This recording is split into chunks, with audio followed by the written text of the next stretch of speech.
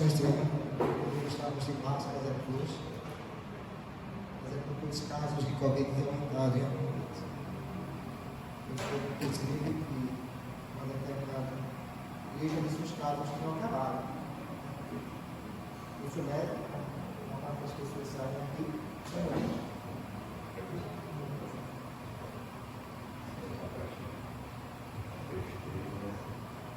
Agora eu achei de falhar.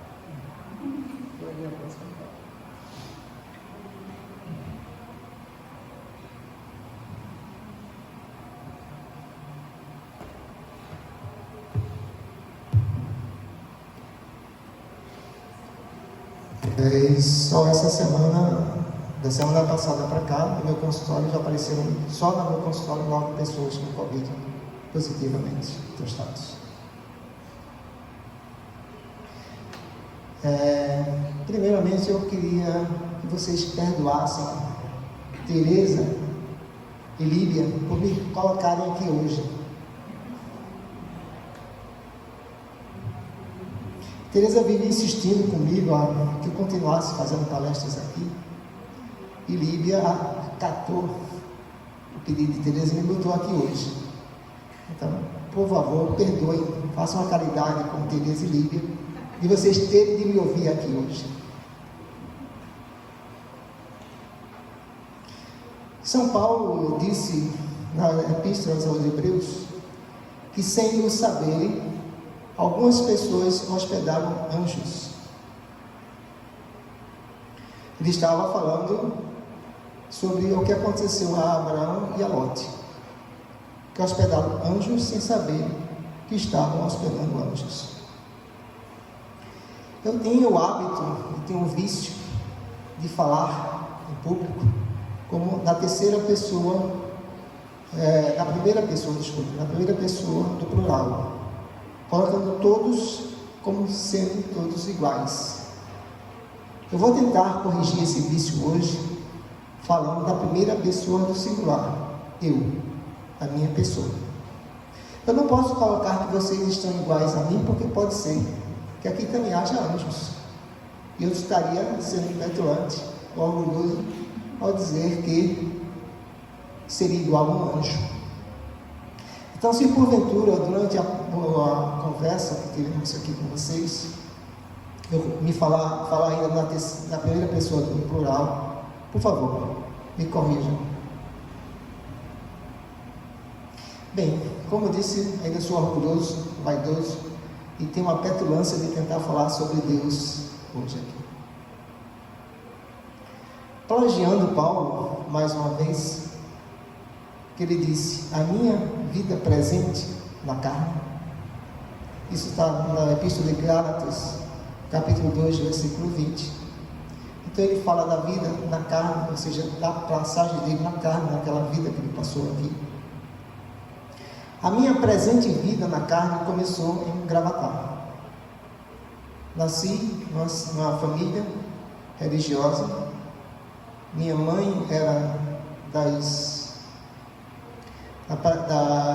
de Nossa Senhora de Maria, das filhas de Maria. Meu pai era um frequentador assíduo da Igreja Católica. O padre ia à minha casa praticamente toda semana. Eu comecei os meus estudos de primário numa escola paroquial em Gravatá.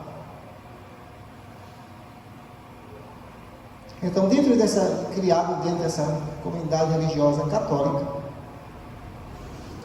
eu aprendi que havia um Deus trino, e acreditei nesse Deus trino, que era formado por 2 figuras humanas, Jesus, e uma figura mais idosa, o Pai, Deus. E como essa figura humana, as figuras humanas, como o pai é mais velho, ele aparecia como uma pessoa mais idosa, de cabelos brancos, de barbas brancas. E tinha uma terceira pessoa que formava a Trindade divina, que seria o Espírito Santo, que apareceria em forma de pomba. Foi nesse cenário que eu aprendi, cresci, e aprendi as minhas primeiras vida religiosa. Aprendi isso em casa, aprendi isso numa escola primária.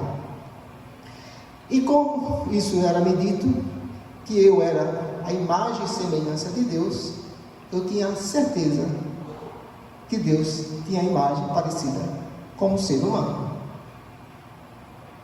Afinal, eu seria a imagem dele.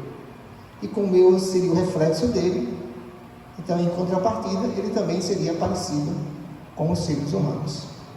Então, foi nesse cenário que eu aprendi que Deus tinha essa forma. E cresci. No primário, eu comecei também a ter contato com as mitologias. A primeira mitologia que eu aprendi foi a mitologia indígena. Então eu aprendi que os índios acreditavam em deuses também, de certa forma, humanos, mas alguns não tão humanos assim. Tanto é que existia o Caipora e existia também a Maná, que era uma deusa onça. O Caipora cuidava das florestas. Então eu acreditava que eu tinha um Deus trino e os indígenas tinham uns deuses que tinham certa forma humana, mas alguns deles não tinham as formas humanas. Evoluindo, eu fui para o ginásio, que naquela época eu estudava, tinha o primário, o ginásio, o científico e as faculdades, as universidades, os cursos universitários. Lá eu tive contato com os deuses da mitologia grega romana,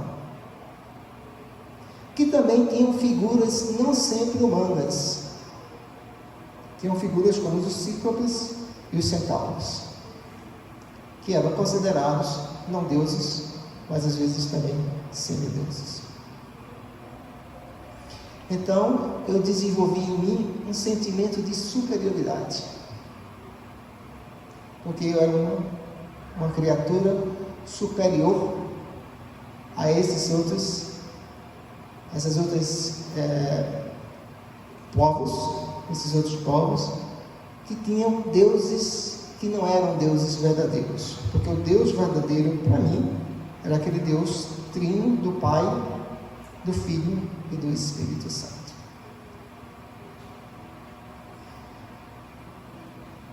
Mas Teresa já frequentava o centro espírita há algum tempo, e eu, por uma necessidade, também fui trazido ao centro espírita. No começo da minha entrada no centro espírita, eu fui orientado a ler o Evangelho segundo o Espiritismo e a ler as obras de André Luiz. Então, meu primeiro contato com o livro espírita foi o Evangelho segundo o Espiritismo. E em seguida, eu comecei também a ler as obras de André Luiz e comecei por Nosso Lar, como a maioria eu acho que faz.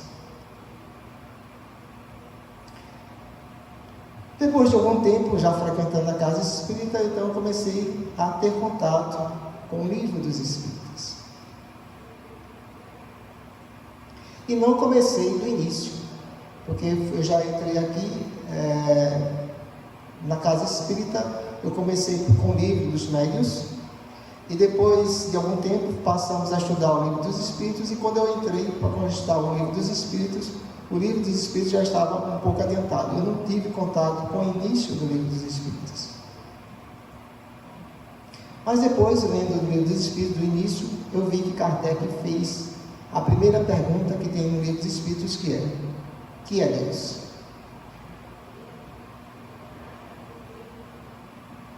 E eu percebi que Kardec, nessa pergunta, ele abstraiu Deus. Ele tirou Deus de uma figura humana.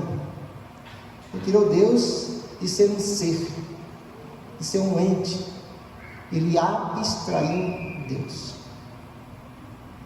Ele não colocou Deus como uma figura, como um ser.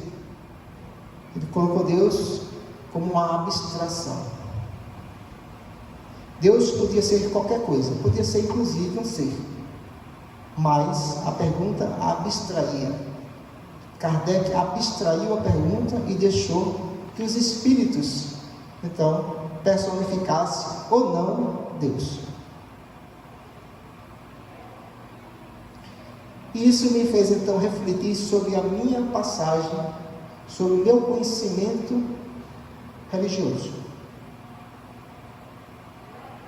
Eu fui rever o que eu tinha aprendido. Será que o que eu tinha aprendido realmente era verdade? Será que realmente Deus é uma trindade formada pelo Pai, o Filho e o Espírito Santo? Será que o que eu aprendi nas escolas sobre as mitologias indígenas e a mitologia grego-romana era verdade?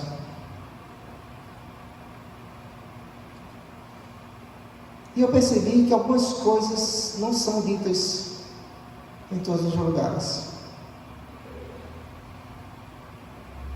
Teresa tem uma irmã, Mônica, que é frequentadora assídua da Igreja Católica, participa dos Casais com Cristo, organiza algumas vezes esses eventos de encontros de casais com Cristo. E ela, então, conversando conosco uma vez, falou que existia uma certa divergência, porque algumas pessoas dentro da igreja estavam falando em línguas.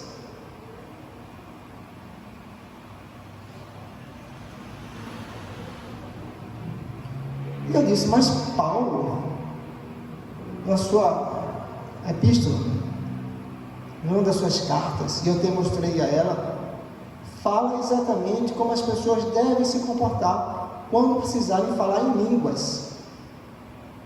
E ela, de uma forma surpresa, leu o que Paulo escreveu. E eu também me surpreendi, porque eu vi que, apesar de ela ser uma pessoa tão frequentadora da igreja, e fazer participação de casais com Cristo, tinha coisas do Novo Testamento que ela não conhecia e que não eram ditas dentro da igreja.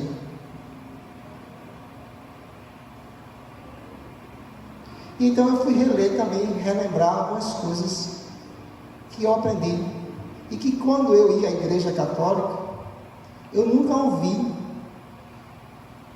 ser dito lá.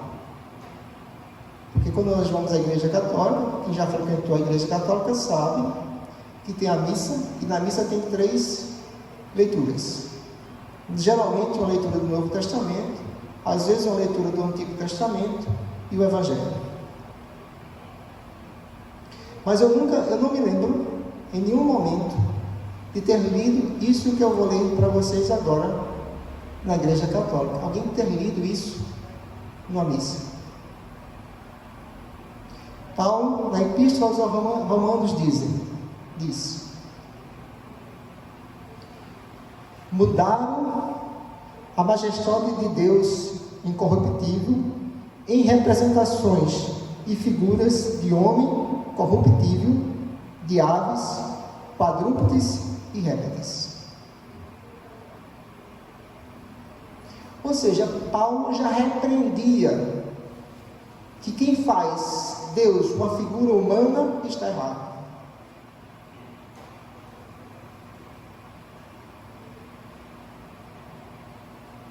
Então, quem cria de Deus uma figura humana não está correto, porque ele fala aqui: mudaram a majestade de Deus incorruptível em representações e figuras de homem corruptível, de aves, quadrúpedes e répteis.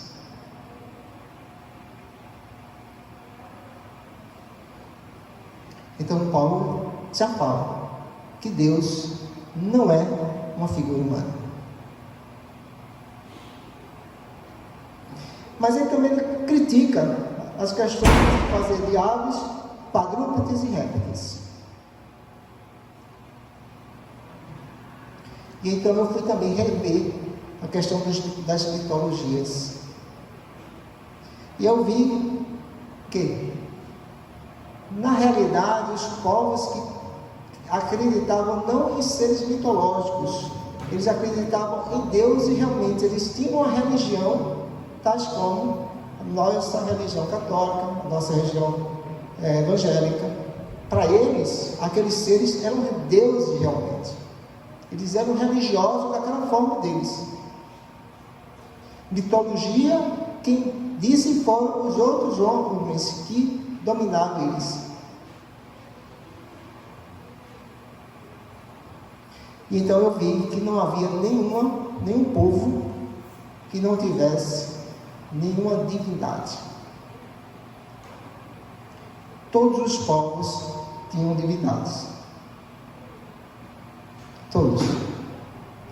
Isso, inclusive, já pelos arqueólogos, já foi encontrado certos rituais em relação a divindades há 100 mil anos atrás. Quer dizer, povos de 100 mil anos atrás tinham divindades. E o que faziam essas pessoas terem divindades? Será porque, reconhecendo a sua fraqueza, eles acreditavam em deuses?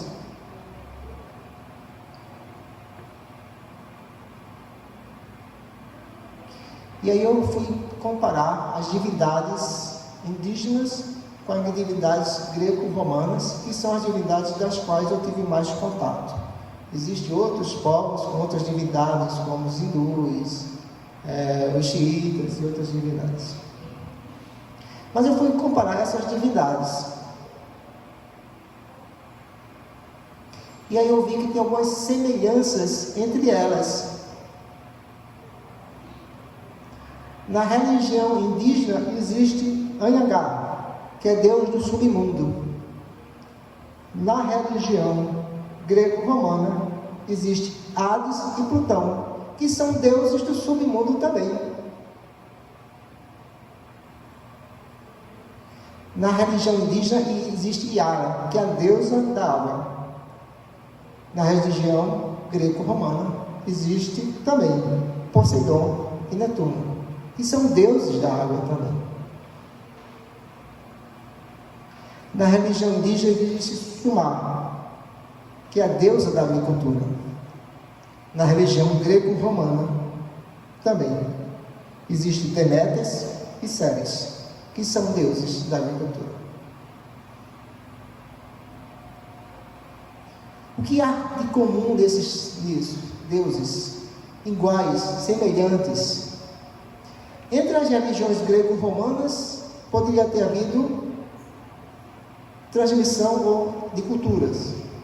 Afinal de contas, os gregos foram dominados pelos romanos e os romanos, a Itália também passou um tempo sendo dominada pela Grécia. Então essa troca de informações podia fazer com que eles acreditassem nos mesmos deuses. Mas como é que um povo do hemisfério sul da América, que não tinha sido nem descoberto ainda, tinha os mesmos deuses que os gregos romanos? Como isso podia acontecer?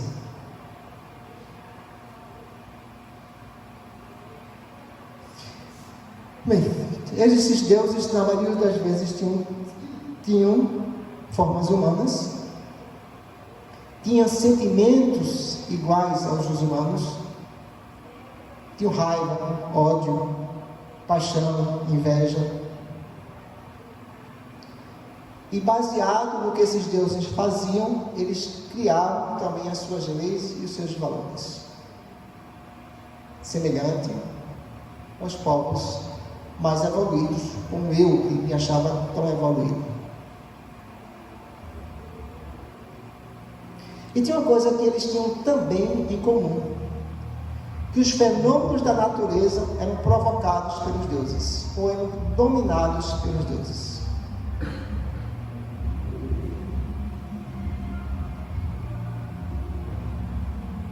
Aí nós vamos ao Evangelho.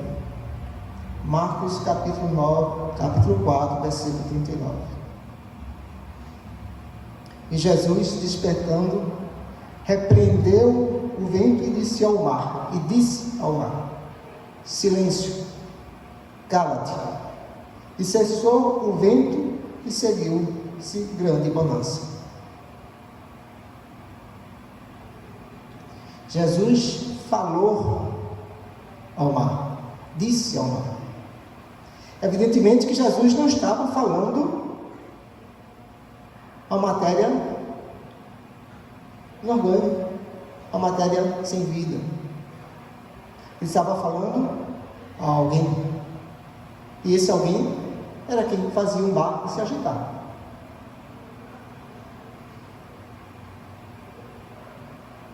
E aí, a gente vai ao Livro dos Espíritos.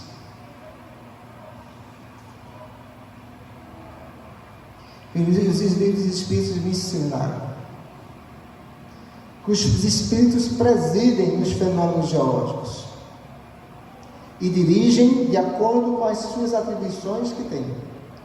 Uns mandam, outros executam. Os que executam coisas materiais são sempre de ordem inferior, assim entre os espíritos como entre os homens. Então há um espírito que domina os outros espíritos para que haja os fenômenos geológicos ou os fenômenos da natureza.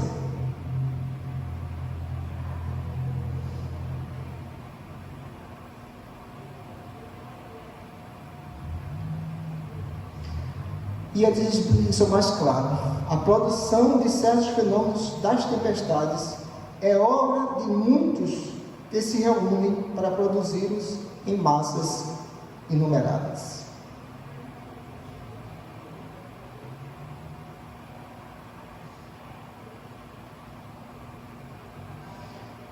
Então, os Espíritos dizem que, especificamente, tempestades, aquilo que Jesus estava passando, uma tempestade no mar, é provocado por muitos espíritos, e que tem um que domina, e os outros formam, fazem, executam. Então Jesus estava falando a quem? Ao espírito que dominava e que fazia o mar revolto.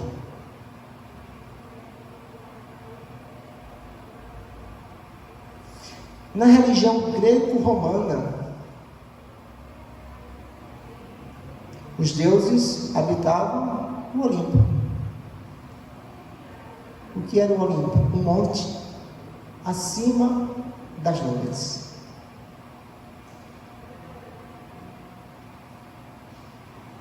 Onde há plantas, árvores, vida.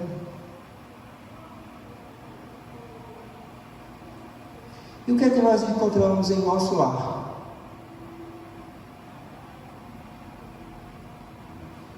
Algo semelhante ao que os deuses dizem no Olimpo, ao que os deuses viviam no Olimpo. Inclusive, no nosso lar tem um governador e 6 ministérios e 12 ministros para cada ministério, ou seja, 72 ministros.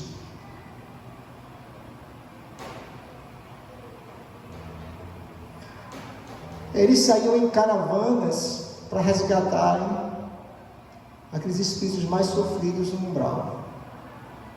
Nessas caravanas tinham cães, animais tipo mulas e aves que sobrevoavam as carroças ou tipo dos carros que traziam os resgatados do umbral.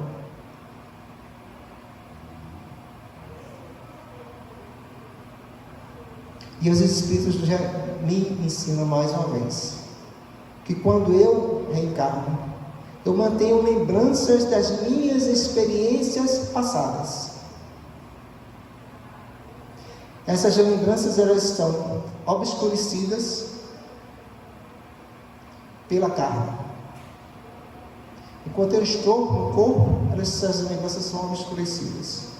Na hora que eu me afasto do corpo, elas elas afluem, elas reaparecem.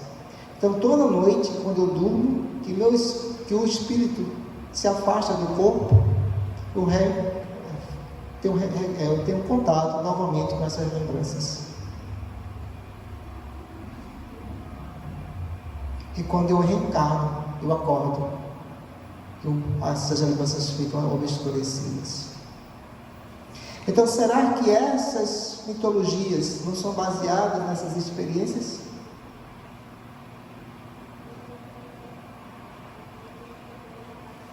Essa é uma pergunta.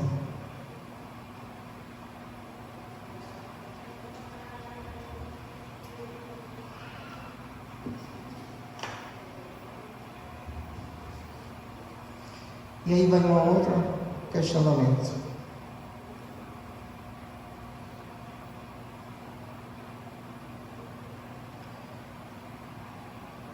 A civilização romana criou um império, que foi um império que maior tempo existiu na história humana e que foi maior expandido, que teve mais domínio sobre a terra.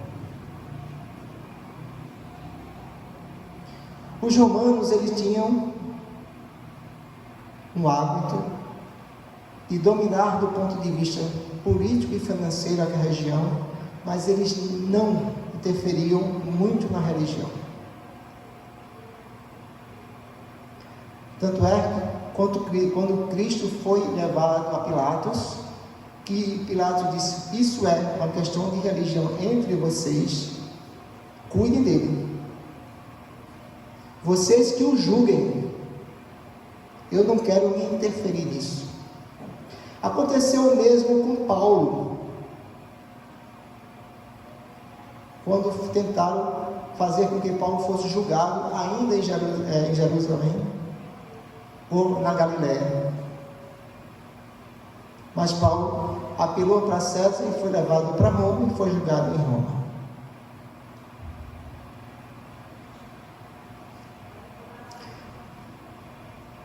Mas os romanos, eles dominavam, como eu falei, do ponto de vista político e financeiro, mas não do ponto de vista religioso. Mas eles tinham um sincretismo, eles tentavam sincretizar a religião dele com as outras religiões. Tanto é que os etruscos instruíram na cultura romana o culto das deusas.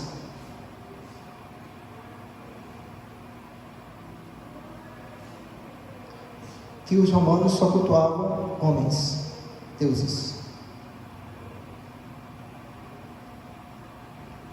E aí nós vamos ver na nossa história. Eu aprendi na religião, quando comecei a estudar religião, na escola primária, que Tupã era o deus maior dos indígenas. E não é verdade. O deus maior dos indígenas se chama Namadu, que é igual à alma velha, que é o Deus Supremo. Quem transformou isso de Namadu em Tupã foram os jesuítas. Passaram para a civilização branca que o Tupã é o Deus maior dos indígenas, e não é verdade. A verdade é que Namadu era o Deus maior dos tupis, guaranis. E quando nós vamos ver as outras religiões, a greco-romana, nós encontramos 3 deuses e uma deusa maior, que são os deuses maiores do Olimpo.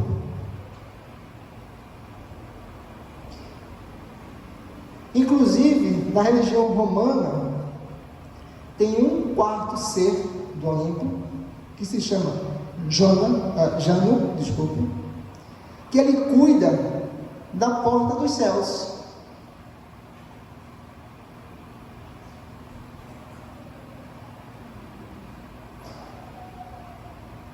Sabemos também, eu sei também, que a Igreja Católica foi muito influenciada por Roma. Tanto é que alguns papas foram imperadores romanos. Eles eram imperadores romanos e eram papas.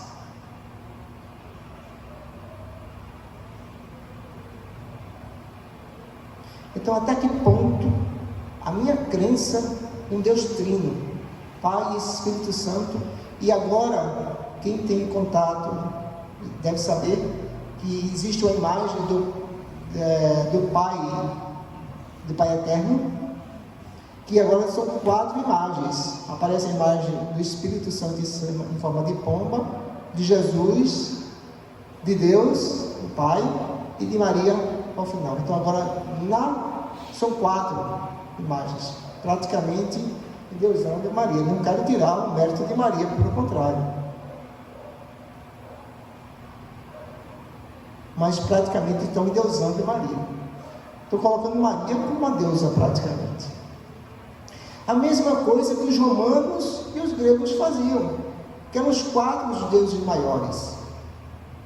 No caso dos gregos, Júpiter, Marte, Quirino e Juna, que era a esposa de Júpiter e a rainha do céu. No caso dos romanos, Zeus, Poseidon, Hades e Hera, que era a rainha dos deuses.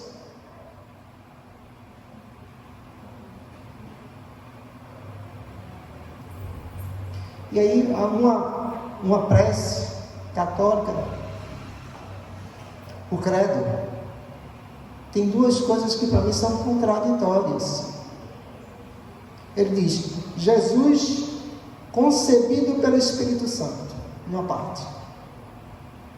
Na outra parte diz: o Espírito Santo, que procede do Pai e do Filho. Como o Espírito Santo pode proceder do Filho e ele concebeu o Filho?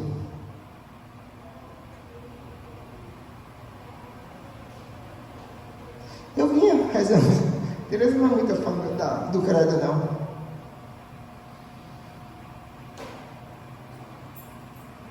Aí vamos aos Romanos, vamos a Paulo novamente. Coisas que não me ensinaram, nem na minha parte religiosa, nem quando eu fiz o catecismo para fazer a primeira comunhão e ser, nem na minha escola primária, nem durante nenhuma das missas que eu fui.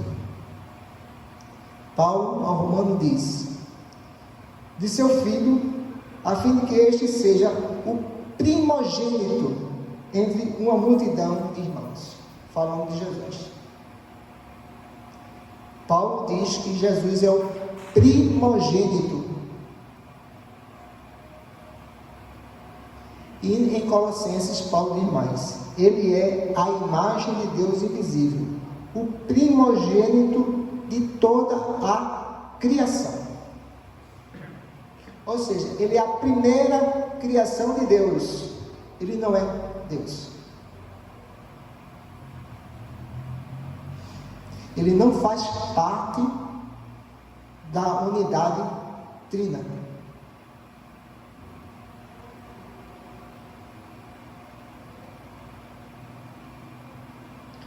E aí eu volto então a Kardec. O que é que os Espíritos me dizem? Diz: Deus é a inteligência suprema, causa primária de todas as coisas. Bem, Deus não é uma figura humana, porque até agora essas respostas que eu tive não me colocavam com Deus como uma figura humana. Tanto é que o Paulo diz: Deus é invisível. Se Deus é a inteligência, os Espíritos são a inteligência, então Deus é um Espírito. Como eu sou Espírito, eu estou encarnado, então faz sentido. Deus seria a minha semelhança, eu seria a semelhança de Deus. Deus seria um Espírito. Jesus também diz mais ou menos isso. no Evangelho de João, capítulo 4, versículo 24, Jesus falando com a samaritana diz: Deus é Espírito. Na resposta que os Espíritos dão a Kardec na pergunta 651, diz: todos compreendem que acima de tudo há um ente supremo, um ente, um ser, um Espírito. Então Deus é um Espírito. Mas aí eu vou estudar mais. Desculpa.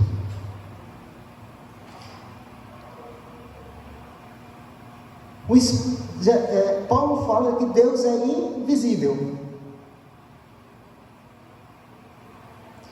Os Espíritos são todos revestidos por uma luz, por uma coisa vaporosa, que Kardec dá o nome de perispírito.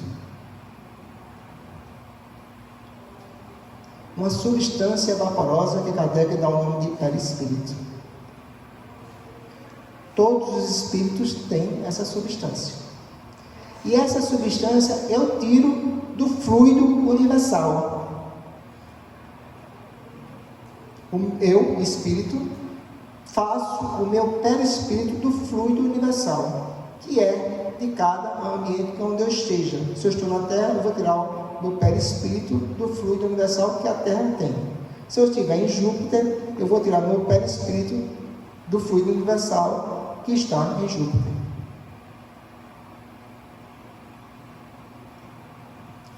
Mas esse fluido universal é criação de Deus. Então Deus não pode ter perispírito. Porque na hora que ele tiver perispírito, ele vai ser visível. Porque o que faz o espírito ser visível é o perispírito. Então ele não pode ter perispírito porque ele criou o fluido universal e ele não é visível. Então ele é a inteligência, mas ele não é espírito.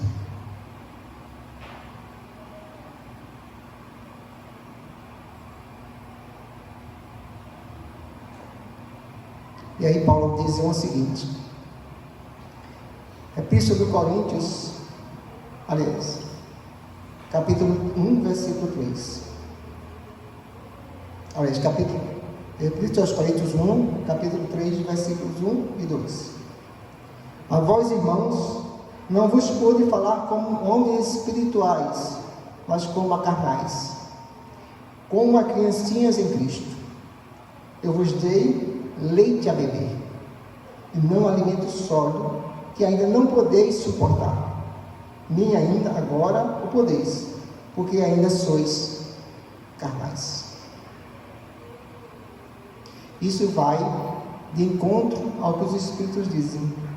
Os Espíritos me dizem: eu não posso compreender ainda Deus.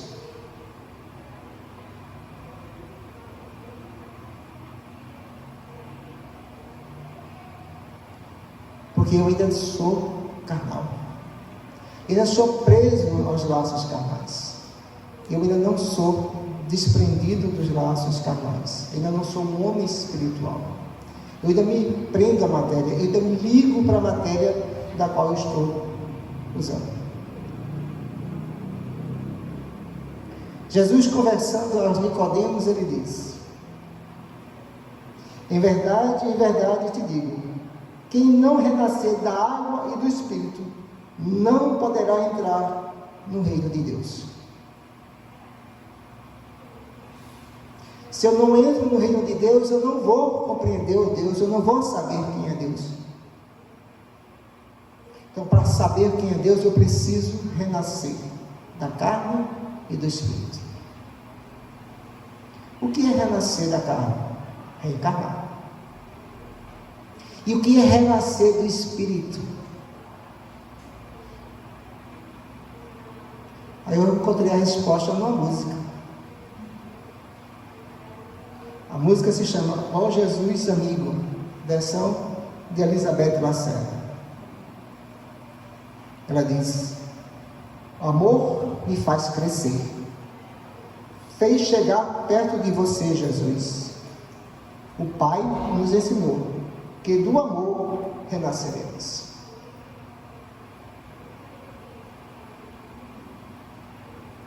Então, o que é que vai me fazer renascer de espírito? O amor.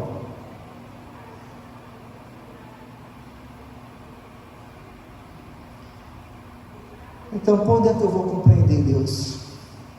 Quando eu renascer. Quando eu evoluir. Quando eu crescer, então eu vou me aproximar de Deus. E o verei. E o compreenderei. Mas eu o verei não com os olhos. Eu vou ver com o Espírito. Eu vou sentir a presença dele. Eu vou vê-lo. Eu sei que ele está aqui junto de mim. Mas eu não consigo sentir. Porque eu não vou ver com os olhos que a gente está acostumado a ver. Eu vou ver com os olhos do Espírito. Então eu tenho que me preocupar não em entender Deus. Eu tenho que me preocupar em evoluir, em ter amor. Quando eu tiver amor, eu vou ter duas coisas, como diz popularmente, eu vou matar um coelho com duas cajadadas. Eu vou evoluir e vou ver Deus.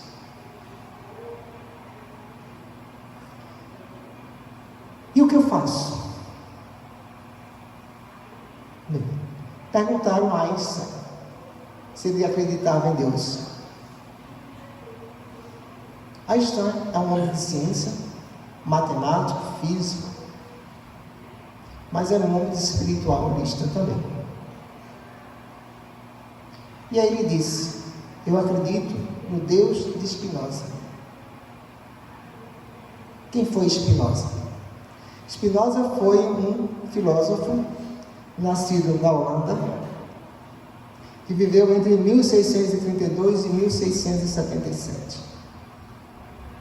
E tem uma obra de Spinoza que diz: Spinoza sobre Deus, Spinoza on God. E vocês vão me dar permissão para eu ler o que Spinoza falou. É como se Deus estivesse falando a ele.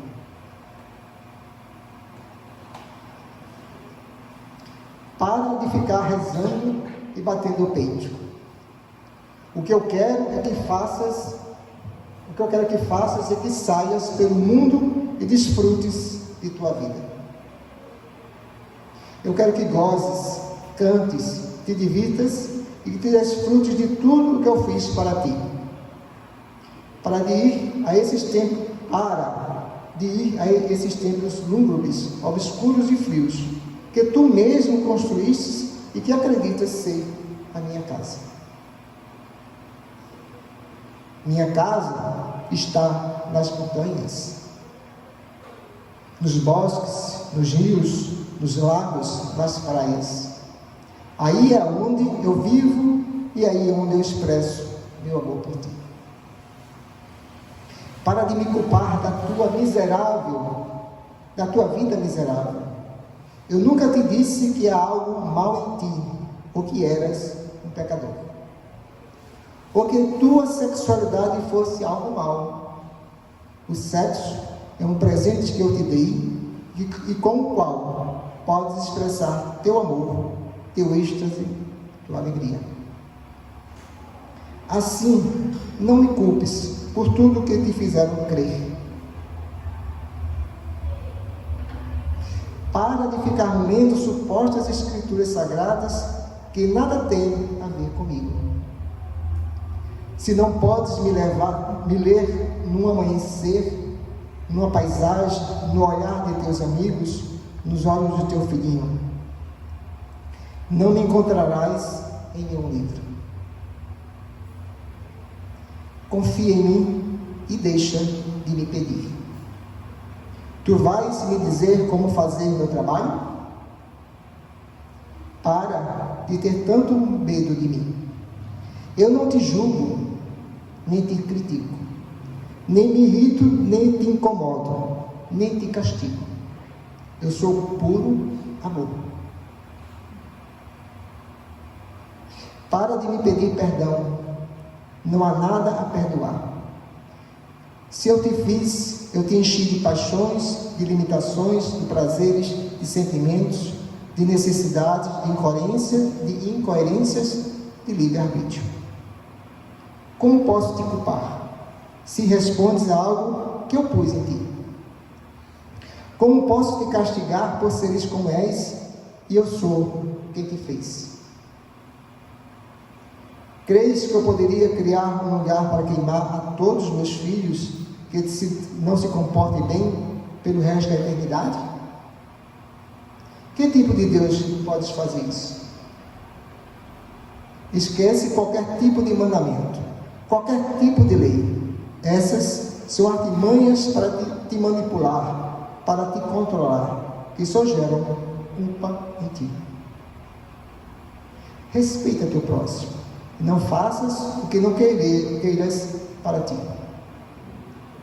A única coisa que te peço é que prestes atenção à tua vida, que teu estado de alerta seja teu guia. Esta vida não é uma prova, nem um degrau, nem um passo no caminho, nem um ensaio, nem um prelúdio para o paraíso. Esta vida é o único que há aqui e agora, e é o único que precisas. Eu te fiz absolutamente livre. Não há prêmios nem castigos. Não há pecados nem virtudes. Ninguém leva um placar. Ninguém leva um registro.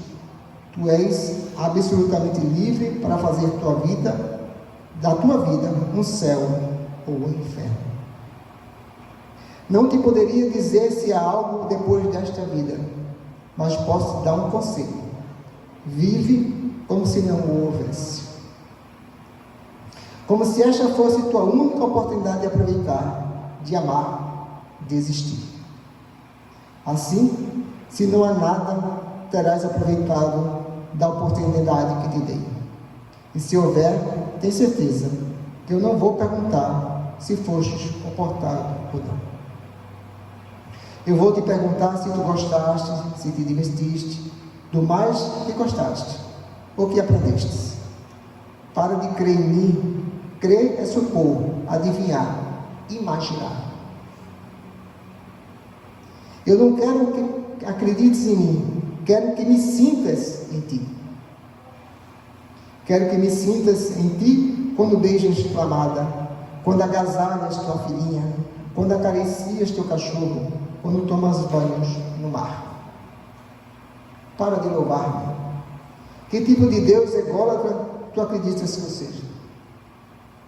Me aborrece que me louvem, me cansa que agradeçam. Tu te sentes grato?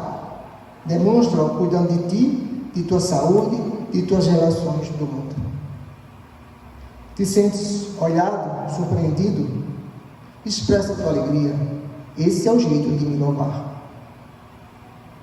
Para de complicar as coisas e de repetir como um papagaio o que te ensinaram sobre mim. A única certeza é que tu estás aqui, que estás vivo, que este mundo está cheio de maravilhas. Para que preciso de mais milagres? Para que tantas explicações? Não me procures fora. Não me acharás. Procura-me dentro, aí que estou, batendo em ti. Lembro que Deus é amor. E é amor que nos faz crescer e sentir. Boa noite, muito obrigado. Mais uma vez, perdoe Tereza e Libra, porque me botaram aqui hoje.